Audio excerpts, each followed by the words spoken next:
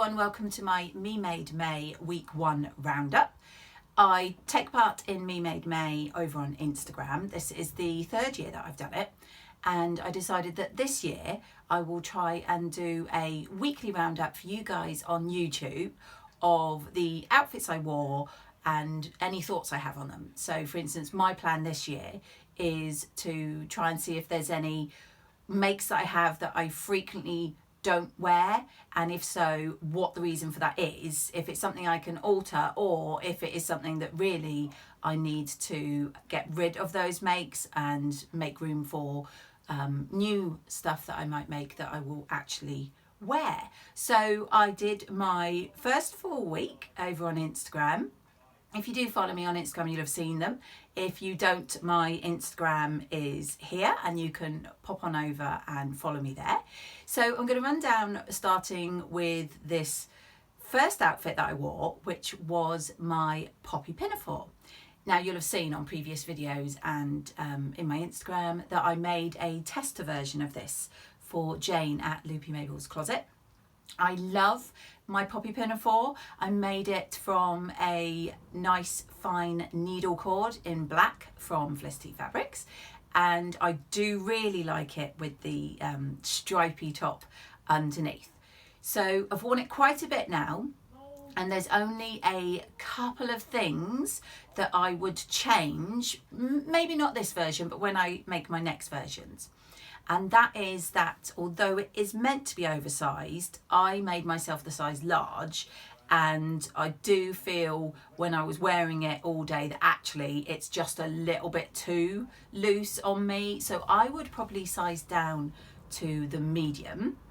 I also lengthened it by about 3 inches because I'd seen a few of the testers that made it up before me, because as always I was a last minute finishing my make, and it was coming up, I think, for myself just a little bit too short to wear as a dress. I did wear it over jeans and that worked fine, but to be able to wear it on its own and just with tights, I lengthened it by 3 inches, and for me I found that was perfect. So day number 1, my ready to wear stripy top and my poppy pinafore was a hit. As I say, I'd make those adjustments in future, but for now I'm really happy with that make. So day 2 outfit was a double gecko outfit.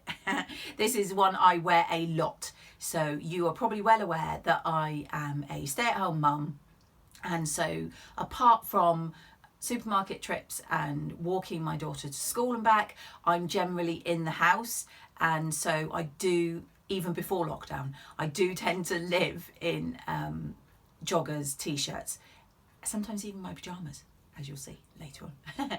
So I have a 6217 by New Look, which I've done a video for because it's one of my favourite tops, and I also currently have running a poll, although I couldn't do a poll because I couldn't work out how to do it. I've got the question of whether you wanted to see me make the 6217 as part of a sew along, and that was against the Blackwood cardigan was the other option. So this is a Gecko, which is a French terry fabric I've used, and I made the blue version for the top, and then the grey, you can see I made the Stella Joggers, and I think this was the 2nd pair of Stella Joggers I made. And I was really confident that it was easy, and after I made my first pair, which I think was my llama pair, I could knock these out no problem. Yeah, I cut the same leg 3 times. If you followed me for a while, you'll remember me saying at the time. So instead of mirroring my legs, I somehow managed to cut 2 right legs or left legs, whatever it was. And I picked this up and thought, oh gosh, right, I'll cut another one. I did it again. I mean, seriously, what is wrong with me? So I didn't then have enough fabric to cut it a 3rd time in the right direction. So nobody will notice, only me. I had to cut it along going against the grain line. So one of my legs, the geckos, are kind of running along horizontally, and the other leg they're running more vertically, but hey ho, I generally wear them in the house, nobody's going to see them, and they fit fine. So double Gecko day is a hit. I will not be making any changes. This is one of my favourite outfits to wear. Day 3, I wore my same Gecko t-shirt, but I changed my joggers for my ginger jeans by Closet Core Patterns, and these are the only jeans that I have now and the only jeans that I wear. I love them. I went on a jean making course way back in, I think it was November 2019, and I really enjoyed the whole process and also having someone there to talk me through it. I don't have any problems with either of these, the top or the jeans. I wear them to death and I will continue to do so. Day 4, I wore my same ginger jeans, but I changed my top for a Tabitha Tea, which is in Tilly and the Buttons, Make It Simple. I'm fairly sure that's which one it is. And I made it in this really fun little, I think it's alpacas. I'm not sure, it could be llamas. I never know the difference, but I had this fabric. It was a remnant from a Facebook page and it literally was enough by like millimeters to get this top out of it. So the 2 llamas at the top, I would have loved them to be a bit more sensual, but I literally could just about squeeze this top out of the fabric. I love this combination. I wear it a lot, and I do wear that t-shirt with joggers quite a lot as well. So the Tabitha Tea is one of my favourite t-shirts as well, so that tends to pop up on my feed quite a lot. And as with the previous outfit, I wouldn't change anything about this, and I would highly recommend, I should have said for the ginger jeans before, but I highly recommend Tabitha Tea and the ginger jeans. Any of the patterns that I'm talking about today, I will link in my description below for you so you can check them out yourself. Okay, day 5 was a fairly typical day for me.